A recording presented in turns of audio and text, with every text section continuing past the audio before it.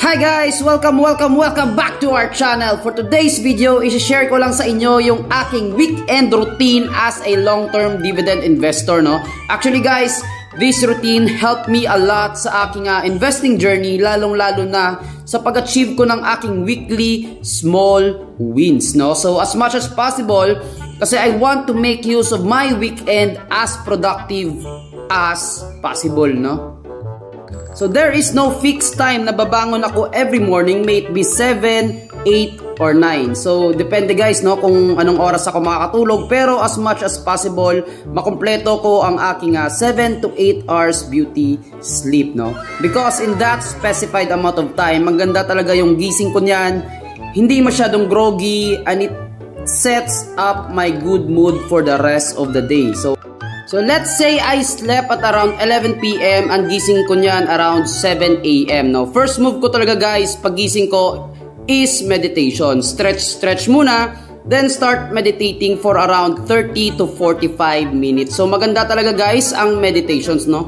Top suggestion ko talaga ito na i-include nyo sa inyong routine, no? Meditation helps me a lot para sa aking brain performance all throughout the day. Nakakatanggal din ito ng negativity sa isip ko.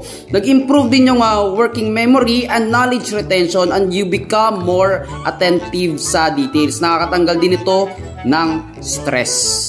And after meditating, affirmations naman, I only do this around 15 to 20 minutes. Actually, sa simula, it sounds really funny. Pero, once na ginawa nyo na, I'm telling you, iba talaga ang impact nito guys, no? Just talk to yourself and say positive affirmations like, I am in control of my life, magiging milyonaryo ako, and no one can stop me.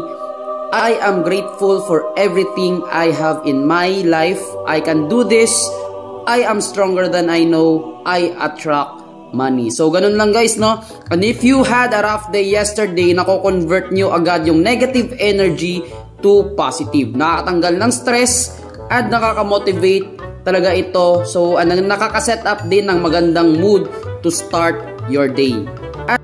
So, by the time I get off sa bed, it will be around 8 to 8:30 na. Then, it's breakfast time. And hindi talaga mawawala sa morning routine ko ang coffee. So it energizes my brain to the maximum. While drinking a sip of my coffee, small talk muna with my wife, usap-usap, then I'm ready for the first batch of reading, no? First batch of reading guys, no? Market news, company disclosures, financial statements, then anything na importanteng details or valuable informations na nakuha ko, sinishare ko agad ito sa ating REIT group para well-informed din ang ating mga members. So there is this one rule I follow, no?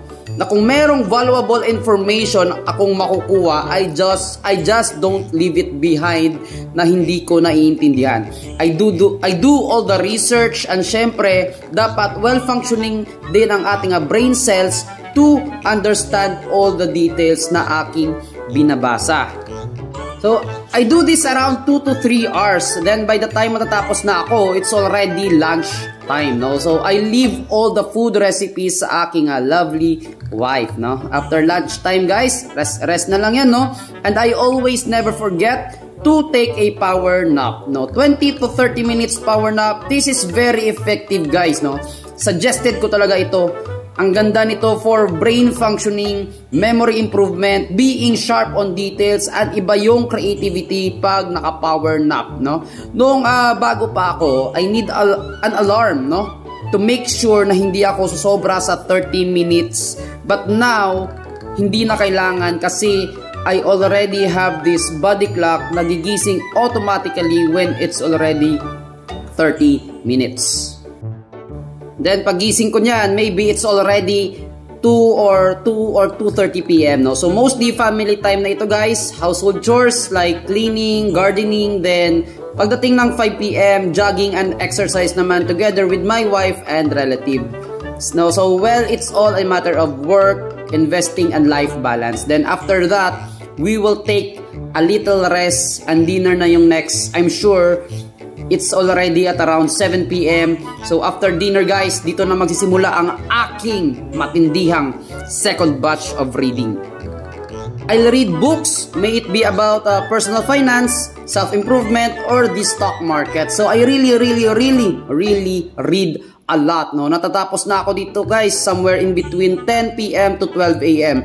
At iniiwasan ko talagang makakatulog ako while reading kasi I want to end my day with a meditation and affirmations again, because these two makes a big impact for maintaining and never losing track of my goals. So, ganun po guys, no, ang aking weekend productive routine. So, I've been doing this for almost 5 years now and I find it very effective. Ikaw, ano ang weekend routine ang masasuggest mo? Share it down below the comment section. So, that's all for today, guys. Thank you for watching. We will be uploading more educational videos soon. So, like, share, and subscribe. So